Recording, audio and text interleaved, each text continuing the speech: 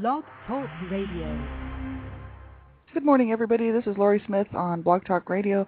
It is Saturday morning, 7 o'clock here in Calgary, Alberta, April the 17th. I'm happy to be here. And this is Child Abuse Prevention and Human Rights Abuse Prevention is up to us. And we're on for 30 minutes. It's a live internet streaming radio broadcast from blogtalkradio.com.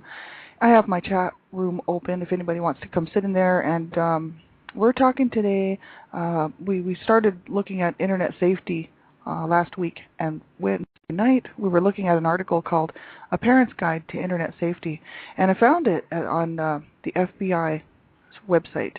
It's a great article, and it's you can find it too, and you can pull it up, http www.fbi.gov/publications/p-guide.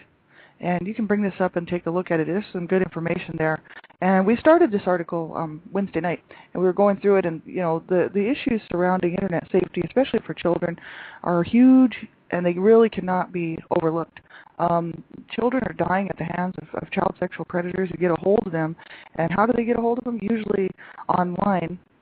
It's just what people are doing. If you look in the paper, you can see all the reported cases of child predators who are actually looking to get a hold of children via chat rooms, different things like that. And they'll use just any amount of resources that they have to get a hold of children, and they'll pose as younger children, they'll pose as young teenagers or young kids. They'll send gifts in the mail, they'll get address information from you, they'll get your child to phone them, and then of course they have that caller ID, and then they have your phone number, and then they just weasel their way into your lives, and really their main goal is to get a hold of your child. And so we cannot, be safe enough. We have to really know what's going on, know the issues. Education really is the key. I really believe that. If people are educated on what's actually happening out there and then learn how to stay safe and keep themselves safe, we could avoid a lot of this stuff and really, avoid your children getting into the hands of a child sexual predator. And that's exactly what you want to do. So you want to get the facts, whether you get them here or just go online and start searching around. I just thought it was such an important thing to cover, and I wanted to cover it for a while now, and I thought this is it. This is the week to do it because it's so important. And, we have to keep ourselves safe, and we have to keep our families safe. And if you have children, you have to keep your children safe. It's so important. So this is not a professional show. I don't hold any professional certificates or anything like that, and I'm just a person who pays to do my own show on Blog Talk Radio, and that's because I really think that the issues surrounding child abuse are just not talked about enough. But the only thing we ever really hear about child abuse is reports in the paper and on the news about the aftermath. A child being killed at the hands of their parents or caregivers, and or if they're not killed, they're in the hospital due to abuse-related injuries, and so. It's really disturbing, and it just distresses me that no one's talking about what's going on. No one's talking about anything. They're just talking about what happens after. No one's talking about, hey, how are we going to stop this? How are we going to prevent child abuse? How are we going to, find ways within our own communities, within our own families, to stop this and make sure that it doesn't happen? And so that's why I thought, I just want to add my voice to all the voices that are out there, because there are some voices out there, and they are really doing great work, and I thought, hey, I just want to add my voice to theirs and just be one more person talking about child abuse, the issues surrounding it, the ways that we can learn how to prevent it, what to look for, signs and symptoms, just the whole issue, And I'm also very much interested in human rights, and child rights are human rights. I've had people say, well, how come you're interested in child rights when you're really interested in human rights? Because they don't associate children as having any rights. And most people don't think about that. And children have rights. They have human rights because children are human. And children have the right to life. They have the right to protection. They have the right to everything that an adult has. They have the right to actually more safety, education, government, health care, a roof, warm clothing, food, shelter, the whole 9 yards. They have the right to all of that. And if we don't stand up for those rights for those children, they, quite often they're just overlooked, because they don't have a voice. Whereas an adult can stand up and say, hey, I don't like this, I want this changed. But children can't do that. So we have to stand up and be their voice and make sure that their rights are being looked after, the right to life, the right to play, the right to government. They have the same exact rights that we all should enjoy. And if we don't stand up for those rights, they will be taken away. They will. That's just a fact. So, we have to make sure that we stand up and really fight this thing and find ways to, eventually to solve this issue regarding child abuse. I think it's just so important. It's going to have to be one generation to do it, and I hope it's this one, because I'm not going to shut up and I'm not going away. So, and I hope that everybody who hears this show will decide for themselves to maybe get their own blog talk show and start talking, or get involved with groups that are, if they don't want to do that, get involved with groups who are actually doing some good work out there to fight the fight against child abuse. And the more people in on it, the better, because it makes a lot of noise. It creates awareness, and then before you know it, laws are getting changed and things are happening, and issues like for instance, Child Protection Services rules and regulations will change, right? Because the more noise people make, the more that they will realize that the public wants this, and it's something that it's a public outcry, right? But right now, there's no public outcry against child abuse, right? Everybody just pushes it under the carpet because nobody wants to deal with it. It's a very sensitive topic. It's a hurtful topic. It's very painful if you've ever dealt with it or experienced it. It destroys families, and really, I mean, when you look at the statistics, there's different statistics out there, but there's one statistic that says 1 out of 3 girls will be abused. There's another statistic that says 1 out of 4. 1 out of 3 or 4 girls will be abused, and 1 out of 6 boys will be abused, whether it's sexually or physically, and emotionally, psychologically, verbally, just the whole thing, right? That's too many. We have to put a stop to this, and it's going to have to be us to do it. So that's why I do this show, and that's what it's all about. And so if you're sensitive to the topics or subjects of abuse, please turn the show off. Listen at your own discretion, please. That's what I ask. And if you're a young person under the age of 18, that's exactly what this show is all about, internet safety. You need to have an adult know what you're doing online, and really to save your own life, and to save even your friends' lives, you need to tell them the same thing. Pass it on. You have to be very careful. I've seen newspaper reports just recently of young people getting assaulted by child sexual predators because they posed as a friend online, and then they said they were going to meet somewhere, and they met them, and then thank God they didn't kill them. But the thing is, now these children are going to have a lifetime of horror and a whole lot of problems and issues because of being assaulted by a child sexual predator. So you do not want that to happen to you, and so that's why we're looking at this article, and it's called A Parent's Guide to Internet Safety.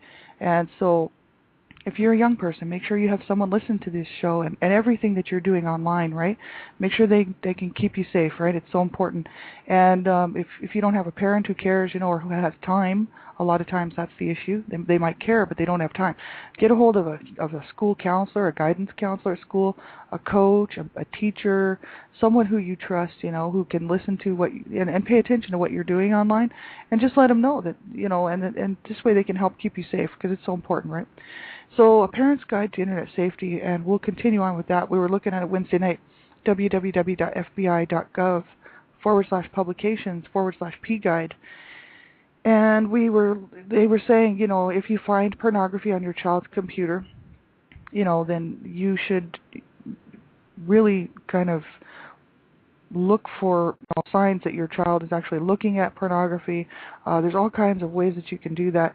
And, children might actually download or, whatever, they might load it onto diskettes and stuff, so you might want to take a look at what's on your child's diskettes. What are signs that your child might be at risk online. If your child spends large amounts of time online, especially at night, and your child receives phone calls from men you don't know, or making calls, sometimes long distance, to numbers you don't recognize, you want to check your phone bill. You want to check and see who your child is calling, and also who is phoning your child. And your child receives mail, gifts, or packages from someone you don't know. That's a big one. I think I would pay attention to that. I know, kids don't normally get mail, and if they do, you want to be checking into it, because it could be a child, a sexual predator who's just sending your child gifts to try to get them to befriend them, so that they will they will meet them. And they've even had instances where computer sex offenders, this is reading right from the page, have even sent plane tickets in order for the child to travel across the country to meet them. So this can happen, and you know what? Kids are smart, and they have ways of hiding all this stuff from you. So it's it's sad because they don't realize that it's to their own detriment. But that's the whole issue, right? We have to really work with our kids. I don't have any, but if I did, I'd be doing that, and learn how to communicate with them and how to get them to understand really it's for their own safety. Because I think later on down the road they'd be thanking you and they'd be thanking their parents, right, for actually caring. At the time they might not. They might think, oh, they're just being snoopy or they're just being nosy and nosing into what I'm doing. But when they get older and they start realizing the issues surrounding the whole thing and the fact that you might have saved their life, I think they'll be thanking you for it, because so many times parents don't want to do that because they're like, oh, well, my kid needs their privacy, and I'm trying to build trust, and I would like my kid to know that they have the freedom to do these things, right? Because I know that that's a huge issue, and I think as long as you tell your children why you're doing it, and not just order them to show you what they're doing online and not just make threats and whatnot, but if you actually sit down and tell them, I just don't want to lose you to a child sexual predator, and start showing them the reports in the paper, and eventually it will sink in. They'll start to realize, hey, this is really happening. It's a real thing, and maybe I better be careful, and maybe I better tell my parents what I'm doing. It's just so important, right? To actually to be on the right side of the whole thing, and get them to trust you enough that you're not just butting into their stuff and not just being nosy, but that you actually really do care and that you don't want to see them fall prey or victim to a child sexual predator, right? So important. So it says here, what can you do to minimize the chances of an online exploiter victimizing your child? This was the next part where we left off. And I'll just read right from the page. They said, communicate and talk to your child about sexual victimization and potential online danger. Spend time with your children online. Have them teach you about their favorite online destinations. And keep the computer in a common room in the house, not in your child's bedroom. It is much more difficult for a computer sex offender to communicate with a child when the computer screen is visible to a parent or another member of the household. And utilize parental controls provided by your service provider and or blocking software. While electronic chat can be a great place for children to make new friends and discuss various topics of interest, it is also prowled by computer sex offenders. Use of chat rooms in particular should be heavily monitored. While parents should utilize these mechanisms, they should not totally rely on them. Always maintain access to your child's online account and randomly check his or her email. Be aware that your child could be contacted through the U.S. mail. Be upfront with your child about the access and reasons why. And then they go on to say, teach your child the responsible use of the resources online. There is much more to the online experience than chat rooms. And find out what computer safeguards are utilized by your child's school, the public library, and at the homes of your child's friends. These are all places outside your normal supervision where your child could encounter an online predator.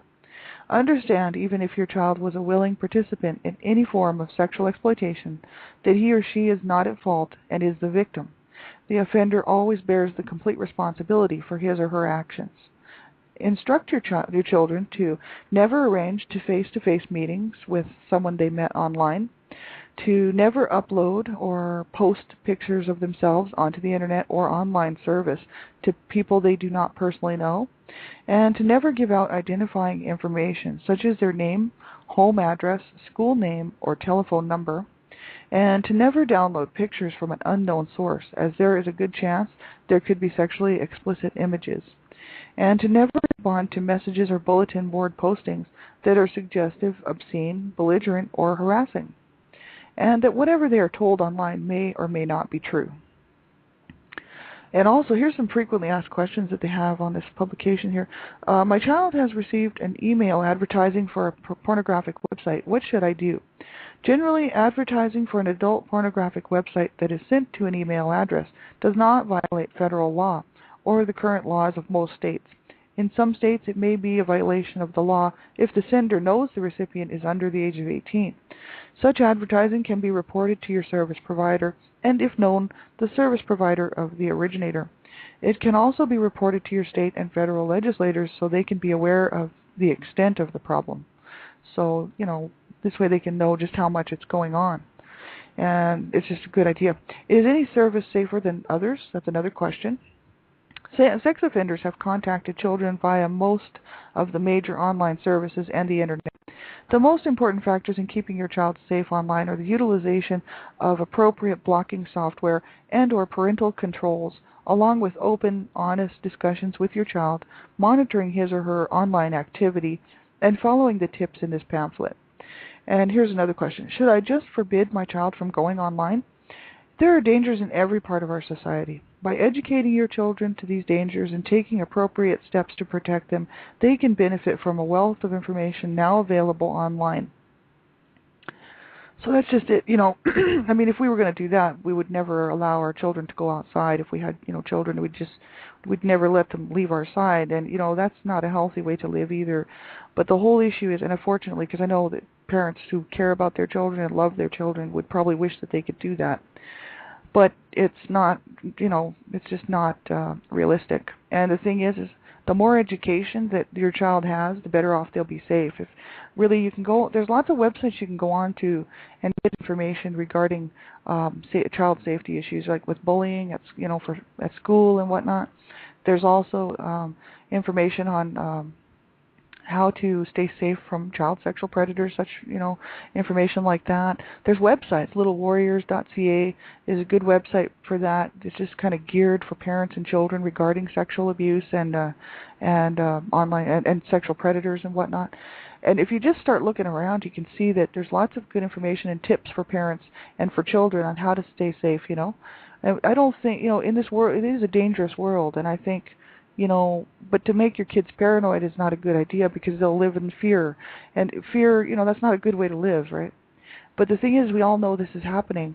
And so education, I believe, and awareness is the key. Staying alert, just knowing what you're doing, paying attention to what you're doing and your children kind of keeps you safe, right? I mean, you can't just trust everybody. You have to use your gut instinct, and you have to, think about things before you kind of jump into things. And you know what I mean? Like children who meet people in these chat rooms, and they say that they're their age, and then all of a sudden they want to meet somewhere, right?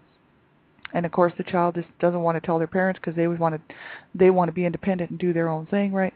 But if your child knows that they shouldn't necessarily be meeting people, that they meet in these chat rooms, and that they need to tell you if someone actually asks them to meet them somewhere, it's just so important. I think it's just all about education. Really, I know it's so important, and a lot of times kids don't have that relationship with their parents. Parents don't have that relationship with their children. It's unfortunate because really that's what it should be all about is, keeping your children safe and the children, going on to have great lives, and that's what we would wish for all of our children, I'm sure, except for those who abuse their children, which is unfortunate. But the thing is caring parents, that's what they want. They want the best for their kids, right? And so, but you can't keep them in a bubble either because that's not living. But I think education is the key. I really do, in every aspect of life, because the more educated people are and the more aware they are of what's going on, the better they can protect themselves. And just by searching out these websites like FBI, there's lots of good websites out there. You can find them. I went and did the research just for this stuff, and I ran into all kinds of stuff out there regarding internet safety, child online predators, keeping your child safe from child online predators, and what to do, if someone should, try to contact your child. There's so much good information out there. I think the best thing to do is spend a few minutes here and there when you have time. I know people are busy, but just spending a few minutes here and there just getting the latest information regarding the issue and keeping yourself educated and aware of what's going on, and thinking ahead a little bit about where your child's going to be if they're staying at someone's house. You really got to be careful with that because you don't know what kind of situation's going on at that other house. And if there's a computer online and the other kid is into looking at all that pornographic stuff, how would you know? So really, I don't know, I think that parents a lot of times just want to trust everybody, and it's a shame that we can't. But you have to really look out for your kids and just keep sort of one step ahead of these child online sexual predators and child sexual predators, really everywhere, right? Keep one step ahead. And it's just so important. I used to walk a lot by myself when I was a kid and stuff, and I actually had a couple of instances where, actually more than that, about 5, where I could have been kidnapped by men. And I'm telling you, I was saved by a lot of people who were paying attention. They weren't my parents, they were strangers, but they actually clued into the fact that I was being trying to be snatched and taken by strangers, probably child sexual predators, I wouldn't doubt it. So this can happen. It's very scary, and you have to really teach your kids how to get along in this world, right? Otherwise, they won't know. They won't know if they don't have that information. So it's so important to sit down with them and just show them what's actually going on, and just say, look, we don't need to live in fear, but what we need to do is protect ourselves, and we need to make sure that we're cautious and that we have the information that we need so that we can try to keep ourselves safe, right? So important. And here's some helpful definitions that they have here on this article here. Helpful definitions: Internet, an immense global network that connects computers via telephone lines and or fiber networks to storehouses of electronic information. With only a computer, a modem, a telephone line, and a service provider, people from all over the world can communicate and share information with little more than a few keystrokes. Bulletin board systems, BBSs. I don't know, a lot of this stuff is kind of even over my head. Electronic networks of computers that are connected by a central computer setup and operated by a system administrator or operator, and are distinguishable from the Internet by their dial-up accessibility. BBS users link their individual computers to the central BBS computer by a modem, which allows them to post messages, read messages left by others, trade information, and hold direct conversations. Access to a BBS can and often is privileged and limited to those users who have access privileges granted to the system's operator. And there's lots more information here. There's like commercial online service, internet service provider, all this information about what is this. There's definitions of these things. Public chat rooms, electronic mail. This is a great article to kind of get familiar with what all this internet stuff is all about. Instant messages, instant relay chat, Usenet news groups and stuff like that. And this article was put out by the Federal Bureau of Investigation Cyber Division, Innocent Images National Initiative, 11700 Beltsville Drive, Calverton, Maryland, 20705. And they said here there is a information. They said if your child is actually, if you find that your child has been communicating with someone and they actually said something or sent them something that was pornographic, you can actually, they said you should contact your local law enforcement, and also the national, I forget exactly what it's called here, National Center for Missing and Exploited Children at 1-800-843-5678. And also the FBI, you can get a hold of them. And they said really your local law enforcement too, if your child has been, comes to you and says someone sent me this picture and they show it to you, or they say someone has been trying to get information from me, that's you can get a hold of these organizations and let them know. It's just so important.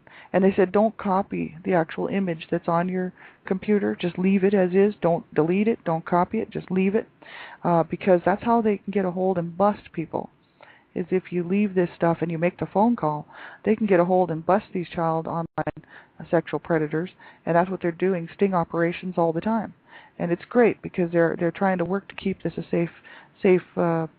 safe medium for us, right? So it's so important. And there's a really awesome article called it's on Kids Health from NEMRS, and it's called Safe Cyberspace Surfing. And there's all kinds of neat information there. Also, there's internet safety, which we already went over the other day. But safe cyberspace surfing, it says learn about llamas, read up on your favorite skateboard star, or study a stegosaurus. You can do all these things online and then email or text message your best friend about it. But when you're moving through cyberspace, you need to stay safe. It comes down to just a few simple guidelines. Number one, don't communicate with strangers online and never agree to meet in person. Number two, tell a parent or another adult if a stranger contacts you in a chat room or through email or text messaging. And number three, don't enter contests, join clubs, or share your personal information for any reason unless your mom or dad says it's okay. Personal information includes your name, address, age, phone number, birthday, email address, where you go to school, and other facts about you. You don't want to you just don't want to share that information with anyone, right? No talking to strangers. It says, since you were a little kid, your mom or dad has probably told you not to talk to strangers. The same goes for the online world. It's easy to meet a stranger on the internet. You might visit a chat room or get an email or text message from someone you don't know. It can be fun to make new friends, but do not communicate with strangers you meet online. Don't talk with them, agree to phone them, or email them photos of yourself. To a kid, this can seem kind of silly. Why not make a friend with someone who likes skateboarding just as much as you do? The writer might seem really nice and tell you how you sound really smart and cute. Unfortunately, kids have been tricked online by people who pretend to be something that they're not. Someone might lie and say they're in the 6th grade too, when they're really all grown up and they don't even know how to skateboard. Some kids have found themselves in dangerous situations when they agreed to meet the mysterious online friend in person. Let your parents know if a stranger emails you, sends a text message, or starts a conversation with you in a chat room. The email could be from a person or a company trying to sell you something.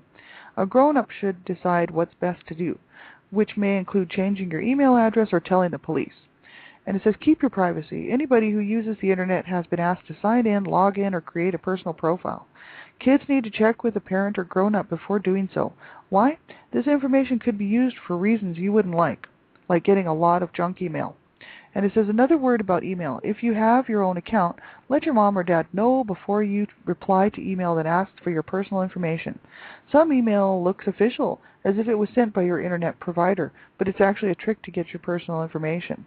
Another way to keep your privacy is to choose a screen name or an email account that isn't your real name. For example, instead of Jack Smith, why not choose Skateboarding 21? Only your families and friends and family will know your code name. This was reviewed. It was an article reviewed by Stephen Daushan, Maryland Niemers, and the Niemers Foundation from Kids Health. And Kids Health is at http://kidshealth, KIDSHEALTH.org. So that's another great website with lots of good information on there regarding internet safety and all kinds of things on keeping your kids safe, right, and healthy. And so important, we just cannot overlook it. Then on Wise Kids, there's a great little article on Wise Kids at www.wisekids.org.uk, and it's called Wise Kids Internet Safety Agreement. And you can pull this up, like if you have children, you can pull it up, and there's all kinds. It's like a little safety agreement. You can read it through with your children, and then have them sign it, because this way they've signed it, and you've signed it, let's say, and it's a mutual contract between you and your children that they will follow the rules when they go online. And it's kind of a neat thing, I think, and it really lets them be aware, that they're not to give out any personal information related to the family, friends, themselves, names, addresses, telephone numbers, mobile numbers, where they go to school, location of the school. That's so important. Child online predators are quite often, known to try to get a hold of kids after they get out of school or before they go to school. So important, right? That's where most of the police officers bust these people, is hanging around schoolyards and right outside of school areas, where the kids go after school. So, this is happening. It's real. Become educated. Get the facts. Get the information. And really start incorporating it into your life and into your children's lives, because it's so important. We just have to keep ourselves safe. So thanks, everybody, for tuning in. We've got about a minute left. I'm the Canada Regional Director for Dreamcatchers for Abused Children. I'm so happy to stand with them. It's all about promoting awareness, education, prevention of child abuse, to stop child abuse. You can check out our website at http://dreamcatchersforabusedchildren.com, and there's lots of information there regarding what are the signs and symptoms of all the different kinds of abuse, which is so important to know, because some abuse is very visible, like physical abuse. Other abuse is not, like verbal abuse, emotional abuse, psychological abuse, even some sexual abuse is not visible. So, you have to look for the signs and symptoms and know what they are, right? And there's also you can learn the facts on how to report child abuse. If you don't report it properly, you can ruin a case for a child, and they can end up back in the home. And this is what happens a lot of times because people coach the child, or they don't use the child's wording, they use their own, and it just messes the whole thing up. So there's ways to report child abuse. I think everyone should know how to do it, just in case a child comes to you. You never know when a child is going to come to you and say, hey, I'm being abused, or I've been abused.